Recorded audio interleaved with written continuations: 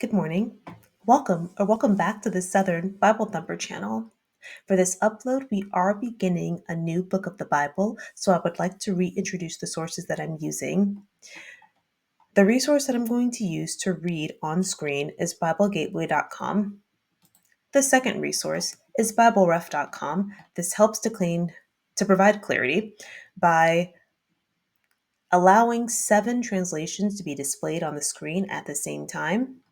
The third resource is the Interlinear Bible. This is the closest translation we have to the original work of the Bible, and the Bible was originally written in Hebrew. That's what these characters are. And to understand this, you would have to read from right to left. Lastly, the Merriam Webster Dictionary is my favorite dictionary at the SARS website. I also have a hard copy of a King James, which is what I usually start out reading from. Judges chapter 1. Now, after the death of Joshua, it came to pass that the children of Israel asked the Lord, saying, Who shall go up for us against the Canaanites first, to fight against them? And the Lord said, Judah shall go up. Behold, I have delivered the land into his hand. And Judah said unto Simeon his brother, Come up with me into my lot, that we may fight against the Canaanites, and I likewise will go with thee into thy lot. So Simeon went with him, and Judah went up. And the Lord delivered the Canaanites and the Perizzites into their hand, and they slew of them in Bezek 10,000 men. And they found Adonibezek in Bezek, and they fought against him. And they slew the Canaanites and the Perizzites. But Adonibezek fled, and they pursued after him, and caught him, and cut off his thumbs and his great toes. And Adonibezek said, 60 kings, having their thumbs and their great toes cut off, gathered their meat under my table, as I have done, so God hath requited me. And they brought him to Jerusalem, and there he died. Now the children of Judah had fought against Jerusalem, and had taken it, and smitten it with the edge of the sword, and set the city on fire. And afterward the children of Judah went down to fight against the Canaanites that dwelt in the mountain, and in the south, and in the valley. And Judah went against the Canaanites that dwelt in Hebron. Now the name of Hebron before was Kirjatharba. And they slew Sheshai, and Ahiman, and Talmai. And from thence he went against the inhabitants of Debir. And the name of Debir before was Kirjathsepher. And Caleb said, He that smiteth Kirjathsepher, and taketh it, to him will I give Achsah my daughter to wife. And Othniel, the son of Kenaz, Caleb's younger brother, took it, and he gave him Achsah his daughter to wife. And it came to pass, when she came to him, that she moved him to ask of her father a field. And she lighted from off her ass. And Caleb said unto her, What wilt thou? And she said unto him, Give me a blessing, for thou hast given me a south land. Give me also springs of water. And Caleb gave her the upper springs and the nether springs. And the children of the Kenite, Moses his father-in-law, went up out of the city of palm trees with the children of Judah into the wilderness of Judah, which lieth in the south of Arad. And they went and dwelt among the people. And Judah went with Simeon his brother, and they slew the Canaanites that inhabited Zephath, and utterly destroyed it. And the name of the city was called Hormah. Also, Judah took Gaza with the coast thereof, and Askelon with the coast thereof, and Ekron with the coast thereof. And the Lord was with Judah, and he drave out the inhabitants of the mountain, but could not drive out the inhabitants of the valley, because they had chariots of iron. And they gave Hebron unto Caleb, as Moses said, and he expelled thence the 3 sons of Anak. And the children of Benjamin did not drive out the Jebusites that inhabited Jerusalem, but the Jebusites dwell with the children of Benjamin in Jerusalem unto this day. And the house of Joseph, they also went up against Bethel, and the Lord was with them. And the house of Joseph sent to descry Bethel. Now the name of the city before was Luz. And the spies saw a man come forth out of the city, and they said unto him, Shew us, we pray thee, the entrance into the city, and we will shew thee mercy. And when he shewed them the entrance into the city, they smote the city with the edge of the sword, but they let go the man and all his family. And the man went into the land of the Hittites, and built a city, and called the name thereof Luz, which is the name thereof unto this day. Neither did Manasseh drive out the inhabitants of Bethshean and her towns, nor Tanakh and her towns, nor the inhabitants of Dor and her towns, nor the inhabitants of Ablim and her towns, nor the inhabitants of Megiddo and her towns. But the Canaanites would dwell in that land. And it came to pass, when Israel was strong, that they put the Canaanites to tributes, and did not utterly drive them out. Neither did Ephraim drive out the Canaanites that dwelt in Gezer, but the Canaanites dwelt in Gezer among them. Neither did Zebulun drive out the inhabitants of Kitron, nor the inhabitants of Nahalal, but the Canaanites dwelt among them and became tributaries. Neither did Asher drive out the inhabitants of Akko, nor the inhabitants of Zidon, nor of Alab, nor of Aksib, nor of Helba, nor of Haphik, nor of Rehob. But the Asherites dwelt among the Canaanites, the inhabitants of the land, for they did not drive them out. Neither did Naphtali drive out the inhabitants of Bethshemesh, nor the inhabitants of Bethanath, but he dwelt among the Canaanites, the inhabitants of the land. Nevertheless, the inhabitants of Bethshemesh and of Bethanath became tributaries unto them. And the Amorites forced the children of Dan into the mountain, for they would not suffer them to come down to the valley. But the Amorites would dwell in Mount Heres and Ajalon, and in Shalbim. Yet the hand of the house of Joseph prevailed, so that they became tributaries. And the coast of the Amorites was from the going up to Akrabim, from the rock and upward. I am working on developing my faith so that I don't need glasses anymore. I am terrified of getting laser eye surgery because they have to cut your eye, and I do not trust the medical industry that much. Okay, so summarizing Judges chapter 1, Joshua dies. Israel begins to ask God to choose a leader to fight against the Canaanites. God chooses the tribe of Judah to lead in war. And in verse 3, Judah and Simeon agree together to go against the Canaanites.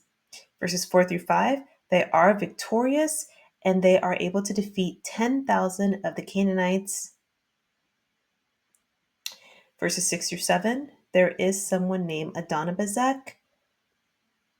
Judah and Simeon found this man, cut off his big toes and thumbs, and what he's saying in in verse 7, 70 kings with their thumbs and their big toes cut off used to gather scraps underneath my table. And then he's saying, as I have done, God has repaid me. So this man is an accountable man. He understands he had it coming. The tribe of Judah, the tribe of Simeon, took this man and brought him back to Jerusalem, and he died. Then we get to verse 8 through 11, or 8 through 10. Judah defeated Jerusalem and burnt its city. Judah then fought the Canaanites in the mountain, the south, and in the valley. So it does say that Judah went against Hebron, and they defeated 3 groups of people. And then they went to Debir.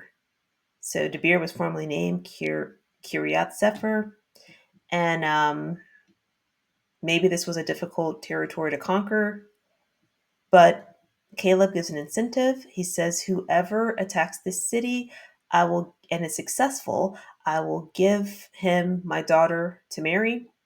So Othniel, Caleb's nephew and Aksah's cousin, Othniel was the one who was able to capture this city.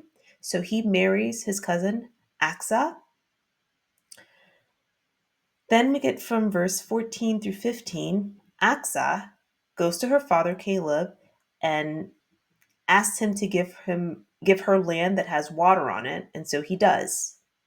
He already has given her land, but she wants land that has water on it. So that's what he does in verse 15. So then we have verse 16. Moses' father-in-law is referred to as the Kenite. I am not completely clear on Moses' father-in-law because he's been referred to a couple of different ways at this point. So to just not get lost in the minutia, I'd rather just acknowledge that fact and keep it moving. So Moses' father-in-law, the descendants, they went with Judah to dwell in Judah's wilderness. And Simeon and Judah destroyed Zephath, which is called Hormah. And then Judah also defeated 3 additional territories.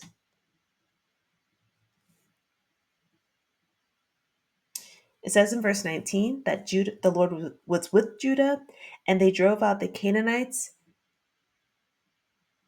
of the hill country or the mountain, but he could not drive out the ones in the valley, or because I start out reading from the King James. So he was able to drive out the mountain, but not the people who inhabited the valley. But we do see that other, the lowland, the plains. Okay. But basically, he was able to drive out one group, but not the other. Because the other group that they were not able to drive out had iron chariots. Then, verse 20, different event. Israel gave Hebron to Caleb, as Moses had said. I did not look for this reference because Moses has been dead for a while now. So, but I did not look at where this was originally said by Moses.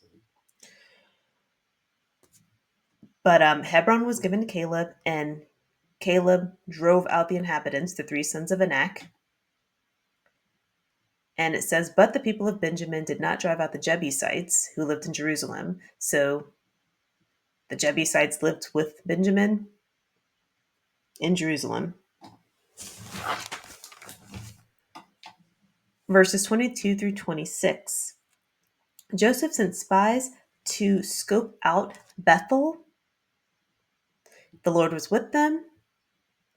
Also, another thing that I want to note, Joseph is the father of Manasseh and Ephraim. Joseph is the character in the Bible who had the coat of many colors. He was the one sold into slavery by his brothers, and he was ultimately responsible for getting his family into Egypt when there was a famine. When we get to the book of Numbers, Joseph is not listed as one of the 12 tribes of Israel, but instead his two sons, Manasseh and Ephraim, are listed. But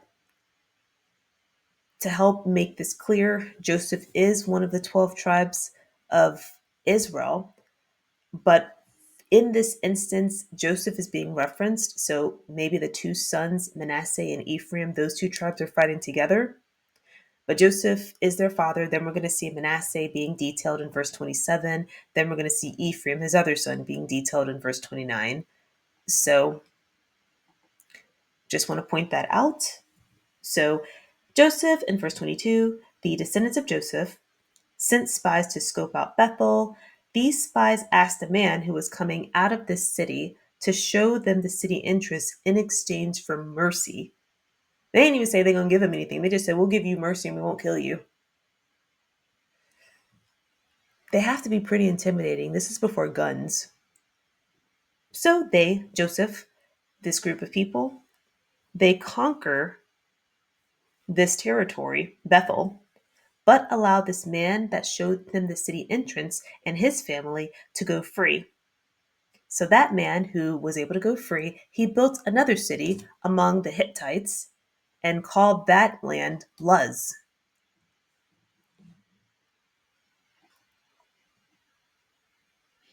Then we get to verse 27, one of Joseph's sons, Manasseh. So Manasseh did not drive out 5 groups of people. Okay. Verse 28 lets us know that when Israel was strong, or when Israel, there was a point where Israel did force the Canaanites to do forced labor, but did not drive them out completely. Verse 29, Ephraim, Joseph's other son, did not drive out the Canaanites who lived in Gezer. So they just lived among them. Verse 30, Zebulun did not drive out the inhabitants of 2 groups of people, just lived among them. Verses 31 through 32, Asher did not drive out the groups of 7 people, or 7 groups of people. They just lived alongside them. Verse 33, Naphtali did not drive out 2 groups of people, but they did make them do forced labor. Verse 34 through 36, the Amorites forced Dan back into the mountains and did not allow them into the valley. they still somehow found themselves under forced labor. And it says the hand of the house of Joseph rested heavily on them. So again, Joseph is Manasseh and Ephraim. So these are the guys that were so intimidating. They just told the guys at the city entrance, um, let's go back up here in verse 22 through, 24. They were so intimidating. They just said, hey, we'll give you mercy, but nothing else if you tell us where your city entrance is. So they were so intimidating. They were able to make sure that Dan was able to have the Amorites that were powerful subject to forced labor. Okay, so one thing that I would like to point out, there is a difference between could not and did not. So we only see that the Amorites, or the people of Dan and the people of Judah, were the only ones who could not drive out the inhabitants. So the phrase could not implies that the task exceeds the capacity of a group of people, or it exceeds the capacity available to be completed. But the phrase did not could include could not, but it emphasizes on action. It emphasizes that either there was no action taken or the action could not be completed. So Judah and Dan are the only tribes of Israel that just could not. But when we look at the other tribes, it just said did not. Manasseh did not. Ephraim did not. Zebulun did not. Asher did not. So when we look in Judges chapter 2, an angel is going to ask them, why didn't you follow these commands? Then the command was, when we look at Exodus chapter 34, way before this second tribe of Israel, or the current tribe of Israel, or the current population of Israel, back in Exodus 34, behold, I'll drive out these groups of people. Do not make a covenant. Tear down their altars.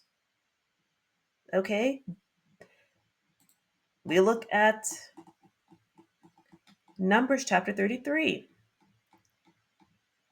The Lord spake to Moses, drive out all the inhabitants, demolish their high places, demolish their images. If you do not drive out the inhabitants, those of them who you let remain will be as barbs in your eyes and thorns in your sides. They'll trouble you, and I'll do to you as I thought to do to them. Deuteronomy chapter 7. When the Lord your God brings you into this land, name these groups of people. Don't marry them. They'll turn you away from God and have you serving other gods. Break down their altars. Then we get to Deuteronomy chapter 20. When you draw near to a city, offer peace. And this is supposed to be for cities that are far away from you in verse 15. But it says 16, and the cities of these people that the Lord is giving you for your inheritance, save nothing alive that breathes. Devote them to complete destruction. And it names these people. And so we are going to see the next chapter. An angel is going to confront Israel about not driving these people out, because again, could not and did not. Most of these tribes did not. There are only two tribes that had an issue where the enemy was just too persistent. Thank you so much for clicking on the video. I hope you learned something. I love you. I love you. I love you. Have a wonderful day.